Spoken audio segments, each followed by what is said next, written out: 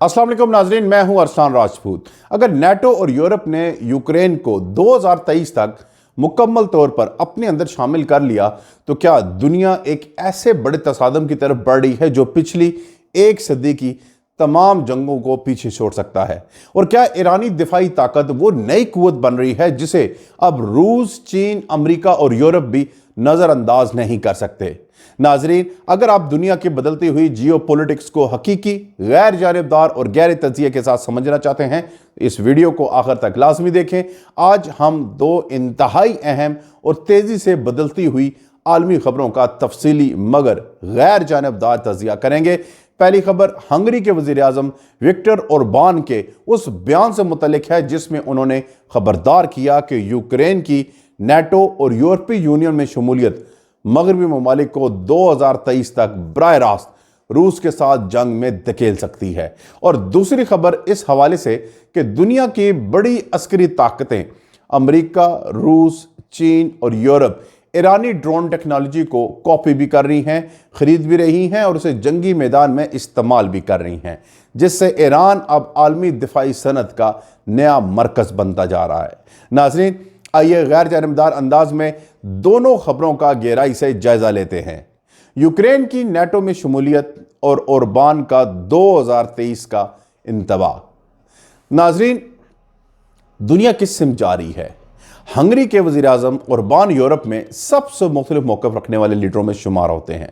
वो बारहा ये कह चुके हैं कि यूक्रेन को नेटो में शामिल करना सिर्फ एक सियासी फैसला नहीं बल्कि एक हतमी अस्करी कदम होगा, क्योंकि नेटो के आर्टिकल 5 के तहत किसी रुकन मुल्क पर हमला पूरे इत्तेहाद पर हमले के बराबर समझा जाता है। और बान के मुताबिक अगर यूक्रेन 2023 तक नेटो में शामिल हो जाता है तो इसका मतलब है कि रूस और नेटो बराह रास्त आमने सामने खड़े होंगे। ये वो तस्वर है जिसे यूरोप के कई मुल्क संजीदगी से लेते हैं, क्योंकि यूक्रेन पर हमले के बाद रूस ने बारहा कहा कि नेटो के फैलाव ने इस जंग को जन्म दिया। ऐसे में अगर मगरबी इत्तेहादी यूक्रेन की मुकम्मल अस्करी, सियासी और सरहदी हिफाजत की जिम्मेदारी ले लेते हैं तो सूरत हाल एक ऐसे बड़े तसादम की शक्ल इख्तियार कर सकती है जिसके असरात पूरी दुनिया पर पड़ेंगे। और बान के नाकदीन कहते हैं कि वो रूस के करीब हैं, लेकिन इनके हामियों का कहना है कि वो एक आने वाले बहरान की पेशगी नुमाइंदगी कर रहे हैं। नाजरीन, ये निशानदेही बहुत अहम है। ये भी हकीकत है कि यूरोप में जंग पहले ही मौशी और अस्करी दबाव पैदा कर चुकी है। कई यूरोपीय ममालिक ने अपने दिफाई बजट को जंग के बाद कई गुना बढ़ाया है, जबकि नेटो के अंदर भी ये बहस जारी है कि यूक्रेन को किस हद तक अस्करी मदद दी जाए। 2030 के तारीख एक सियासी बयान हो सकता है, लेकिन इसका इशारा इस सिमत में है कि दुनिया आने वाले सालों में एक नए सर्द जंगी माहौल में दाखिल हो रही है, जिसमें नई टेक्नोलॉजीज, ड्रोन्स, मिसाइल सिस्टम्स और स्ट्रेटेजिक इत्तेहाद एक मरकजी किरदार अदा करेंगे। नाजरीन, अब बढ़ते हैं दूसरी खबर की तरफ। ईरान की बढ़ती हुई दिफाई ताकत आलमी असला साज ममालिक नई सिमत में क्यों बढ़ रहे हैं? दुनिया के सबसे बड़े दिफाई सनती ममालिक अमेरिका, रूस, चीन और कई यूरोपीय रियासतें अब खुलेआम या खामोशी से ईरानी ड्रोन टेक्नोलॉजी का जायजा ले रही हैं और उनसे अब सीख रही हैं। कुछ अनासिर को अपनाने की कोशिश भी की जा रही है। ये बात गुज़िश्ता कुछ सालों में मुख्तलिफ जंगों के दौरान सामने आई, ख़ास तौर पर यूक्रेन रूस तनाज़े के दौरान।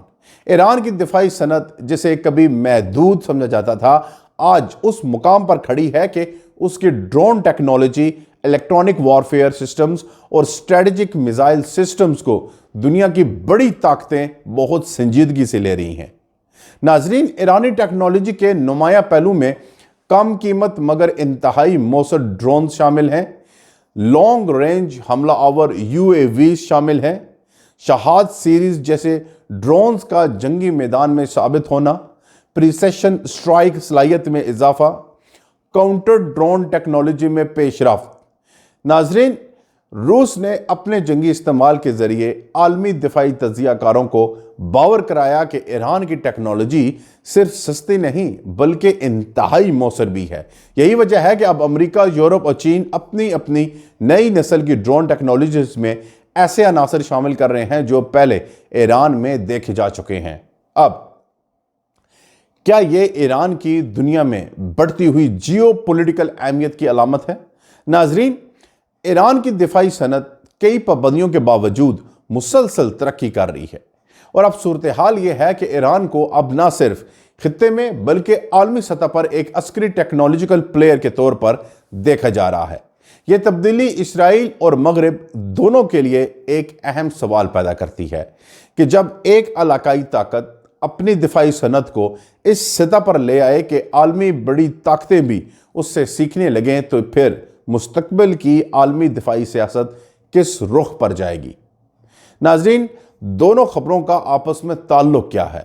پہلی خبر ہمیں یہ بتاتی ہے کہ یوکرین کا معاملہ اب محض یورپ کی داخلی سیاست کا مسئلہ نہیں رہا۔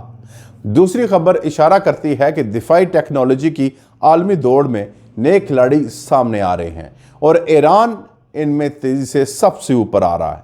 اگر ایک طرف نیٹو اور روس کے درمیان بڑھتی ہوئی کشیدگی عالمی سیاست کو تقسیم کر رہی ہے، تو دوسری طرف ایران جیسے طاقتوں کی بڑھتی ہوئی عسکری مہارت اس تقسیم کو مزید پیچیدہ بنا رہی ہے۔